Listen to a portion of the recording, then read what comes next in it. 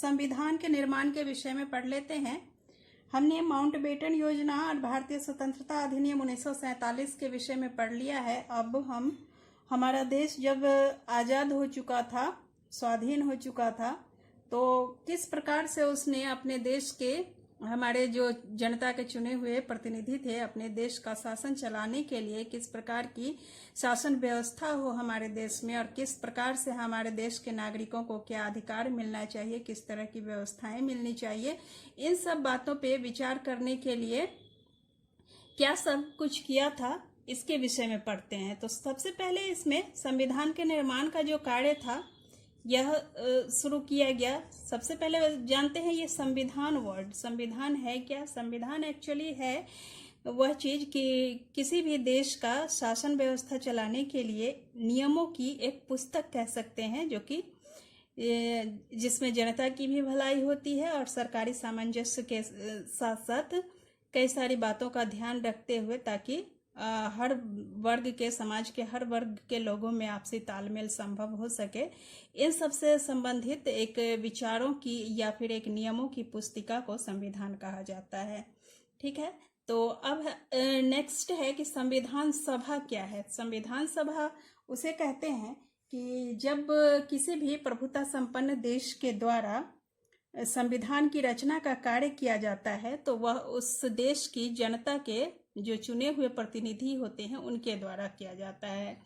तो संविधान सभा जो है ये जनता के प्रतिनिधि जो होते हैं उनके द्वारा निर्मित एक निकाय को प्रतिनिधियों का एक निकाय होता है। निकाय अर्थात ग्रुप या समूह। ठीक है, इन्हीं निकायों के द्वारा जब संविधान निर्माण का कार्य किया जाता है, और इस प्रकार के निकाय को ही संविधान सभा कहा जाता है। ठीक है, संविधान सभा। तो आइए जानते हैं कि संविधान सभा के निर्माण में क्या क्या मुख्य बातें थीं। तो संविधान सभा की जो एक कंसेप्ट है, एक परिकल्पना है, यह कंसेप्ट कब से स्टार्ट हुआ? क्या हम आज़ाद हुए तभी जाकर के हमने इस पर विचार शुरू करना स्टार्ट किया, या फिर इससे पहले भी हमें कुछ समझ थी? तो देखते हैं। सबसे पहले तो हम देखेंगे कि भारत शासन अधिनियम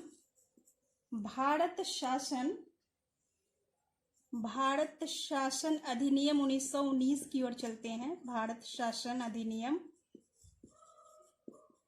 1919 में जब यह 1919 लागू हो गया, तो इसके लागू होने के कुछ दिनों के पश्चात महात्मा गांधी ने इस तथ्य का उल्लेख किया था, इसके बारे में अपने विचार दिए थे कि हमारे देश का जो भी शासन व्यवस्था हो, उस शासन व्यवस्था से रिलेटेड सारी व्यवस्थाएं हम अपने मर्जी से, अपने विचारों से, अपने जनता के मर्जी मुताबिक ही करेंगे। ठीक है, तो जनवरी 1925 का समय था। जनवरी 1925 का समय चल रहा था। दिल्ली में एक सर्वदलीय सम्मेलन बुलाया गया था। दिल्ली में एक सर्वदलीय सम्मेलन बुलाया गया था। सर्वदलीय सम्मेलन। ठीक है, इस सर्वदलीय सम्मेलन के समक्ष कॉमनवेल्थ ऑफ इंडिया बिल, ये एक एक्ट था या कानून कह सकते हैं, कॉमनवेल्थ ऑफ इंडिया बिल को प्रस्तुत किया गया था। इसकी अध्यक्षता की थी महात्मा गांधी ने। इस सर्वदलीय सम्मेलन के अध्यक्ष बनाए गए थे महात्मा गांधी, और इसी सर्वदलीय सम्मेलन में कॉमनवेल्थ ऑफ इंडिया बिल प्रस्तुत किया गया था, जिसके अध्यक्ष बनाए गए थे महात्मा गांधी। ठीक है, और इसी में भारत के लिए एक संवैधानिक प्रणाली की रूपरेखा प्रस्तुत करने का सबसे पहला प्रयास कर सकते हैं इसको, जनवरी 1925 में। ठीक है, चलते हैं आगे। संवैधानिक प्रणाली की रूपरेखा को प्रस्तुत करने का सबसे पहला प्रयास था यह 1925 वाला, जनवरी 1925 वाला, ये प्रथम प्रयास था। ठीक है, दूसरा हुआ प्रथम प्रयास। ठीक है, अब अगर दूसरा प्रयास की बात करें तो 1928 का समय था। 19 मई 1928 में बम्बई में एक सर्वदलीय सम्मेलन इसी तरह की बुलाई गई। बम्बई में सर्वदलीय सम्मेलन बुलाई गई, फिर से सर्वदलीय सम्मेलन। ठीक है, इस सर्वदलीय सम्मेलन के अध्यक्ष बनाए गए थे मोतीलाल नेहरू। अध्यक्ष थे इसमें मोतीलाल नेहरू।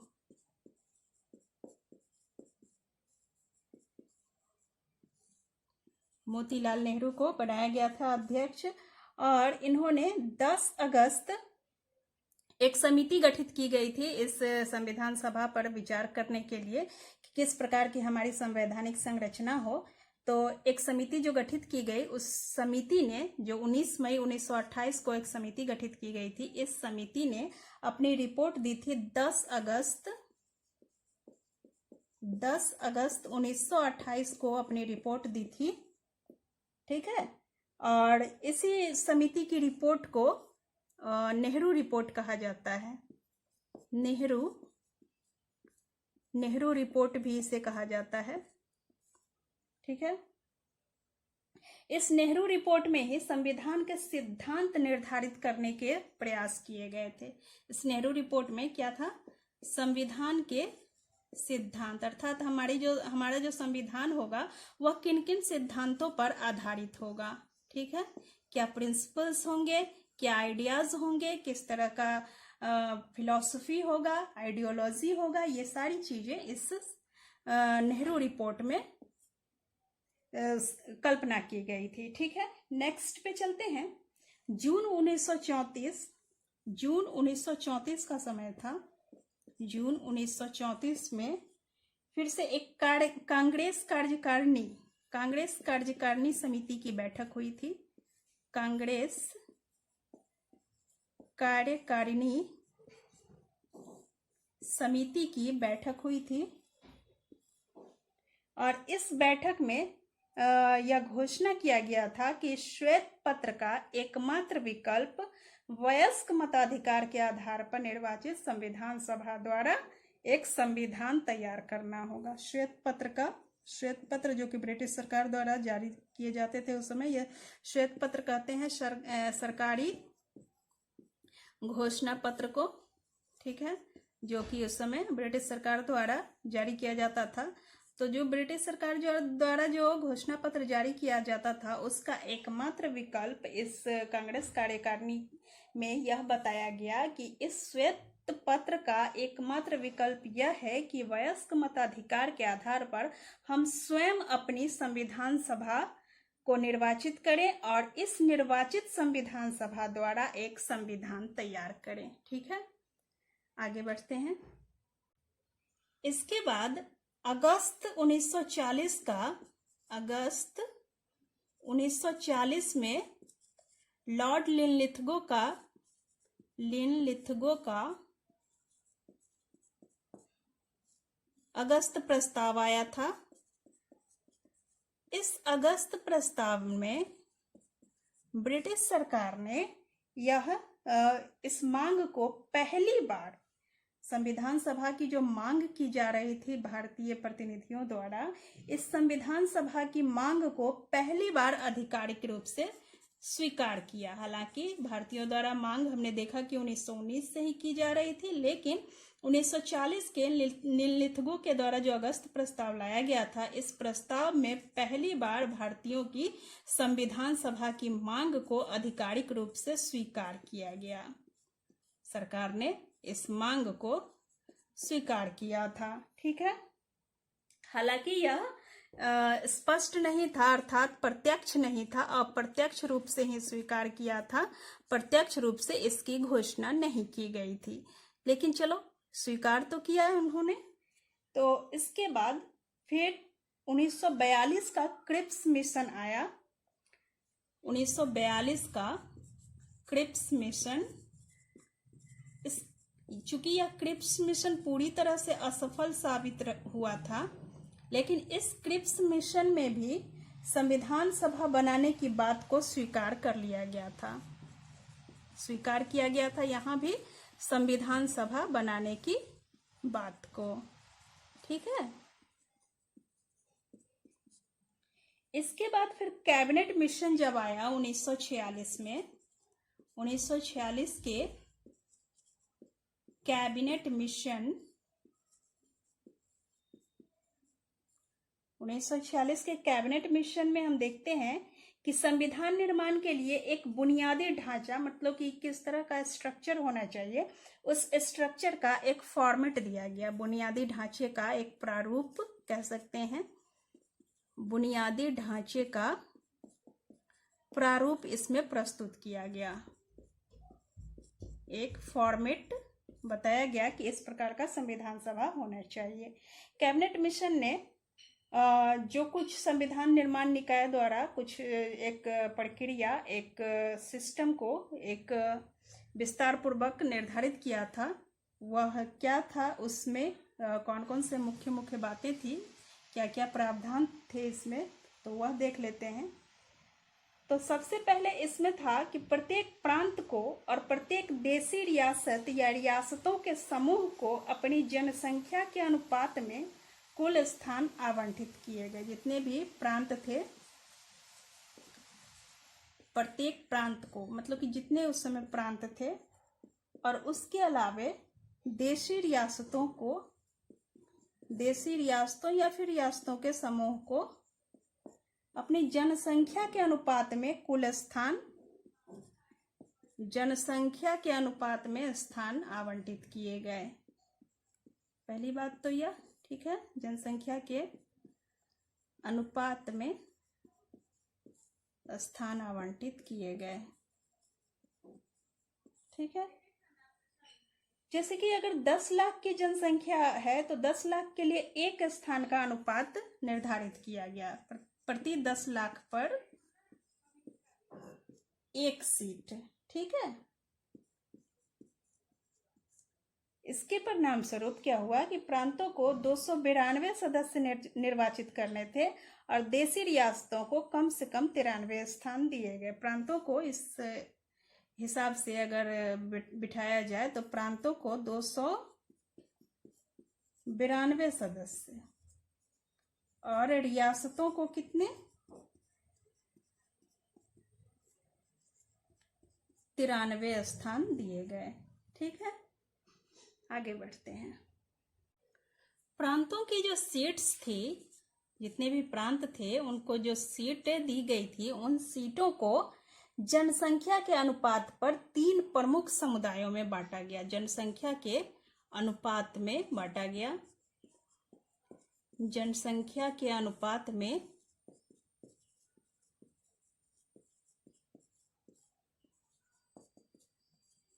प्रांतों को सीट दिया गया। प्रांतों को सीटों का विभाजन, सीटों का विभाजन। जैसे कि अब उस समय जनसंख्या जो भिन्न भिन्न वर्गों के आधार पर जो बांटा गया 3 समुदायों में, थोड़ी सी गड़बड़ हो गई, जनसंख्या के अनुपात में नहीं, प्रत्येक प्रांत के स्थानों को जनसंख्या के अनुपात के स्थान पर, चलिए 3 समुदायों में बांटा गया। इसके विभाजन का आधार क्या था, 3 समुदाय। अब ये 3 समुदाय कौन कौन थे? ये 3 समुदाय थे मुस्लिम,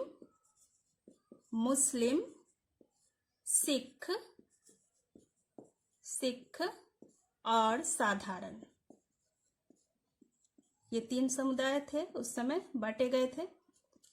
नेक्स्ट था कि जितने भी प्रांतीय विधानसभा में जितने भी समुदाय के, प्रत्येक समुदाय के सदस्यों को, जितने भी प्रांतीय विधानसभा जो थे उस समय, प्रांतीय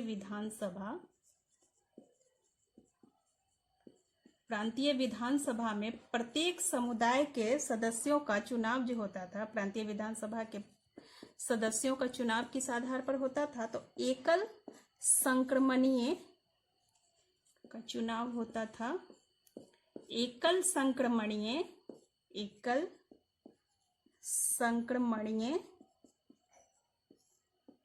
मत के आधार पर आनुपातिक आधार पर, जैसा कि आजकल राष्ट्रपति के चुनाव में होता है, आनुपातिक प्रतिनिधित्व के आधार पर, आनुपातिक प्रतिनिधित्व के आधार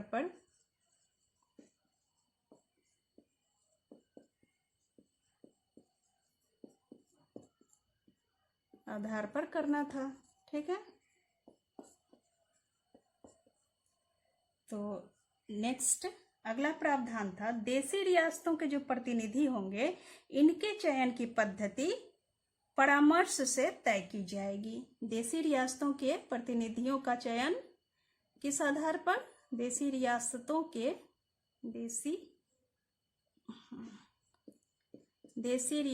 के प्रतिनिधियों का चयन परामर्श के आधार पर किया जाना था। प्रतिनिधियों का चयन जो है यह परामर्श के आधार पर। ठीक है, तो यह थे मुख्य प्रावधान। अब इन्हीं प्रावधानों के आधार पर एक संविधान सभा गठित की गई थी। ठीक है, इंडिया के लिए और पाकिस्तान के लिए। देखते हैं आगे। ये कैबिनेट मिशन के द्वारा जो प्रावधान किए गए थे ये हमारे इंडिया के संविधान सभा के लिए किए गए थे, और पाकिस्तान के लिए जो संविधान सभा का निर्माण किया गया था वह 3 जून की जो घोषणा थी। पाकिस्तान की संविधान सभा की अगर बात करें तो पाकिस्तान की संविधान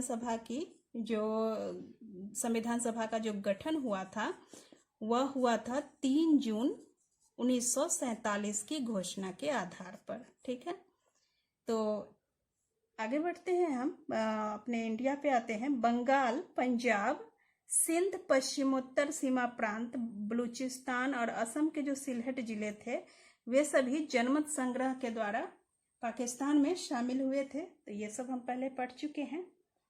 और ये प्रतिनिधि अब भारत की संविधान सभा के सदस्य नहीं रहे थे। कहाँ के नहीं रहे थे? जो पाकिस्तान में चले गए थे, जैसे सिंध हो गए, बलूचिस्तान, असम के सिलहट जिले, डायरेक्ट सिलहट लिख देती हूँ, सिलहट और बंगाल, पंजाब इत्यादि, बंगाल एवं पंजाब, इन सब के जो संविधान सभा के प्रतिनिधि थे यह अब भारत के संविधान सभा में शामिल नहीं हुए, क्योंकि ये अब पाकिस्तान में शामिल हो गए थे। तो अब ये भारत की संविधान सभा के सदस्य नहीं रहे।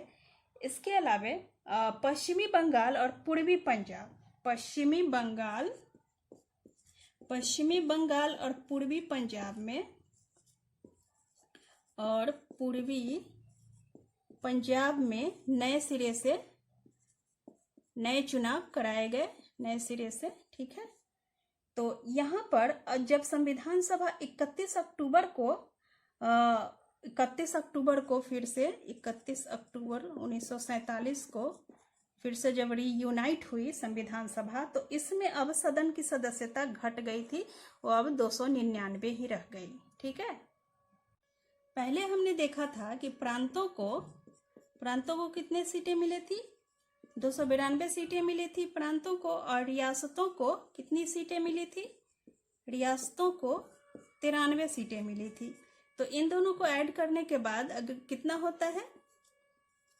385 होने चाहिए टोटल, लेकिन अब घट करके 299 ही रह गया था। या क्यों? क्योंकि कुछ जो भाग था, कुछ क्षेत्र था, जैसे कि सिंध, बलूचिस्तान, सिलहट, बंगाल और पंजाब के कुछ हिस्से, तो ये सब पाकिस्तान में शामिल हो गए थे, जिसकी वजह से अब संविधान सभा में सदन की सदस्यता घट करके 299 ही रह गई। ठीक है, इसमें से 284 सदस्य 26 नवंबर 1949 को, जब 26 नवंबर 1949 को हमारा संविधान अनुमोदित और पारित हुआ था, 26 नवंबर 1949 को, इसमें कितने सदस्य उपस्थित थे? 284 सदस्य मात्र ही उपस्थित थे। और इसमें से कितने सदस्य फिर रह गए? 101 सदस्य इसमें शामिल नहीं हो पाए थे। ठीक है,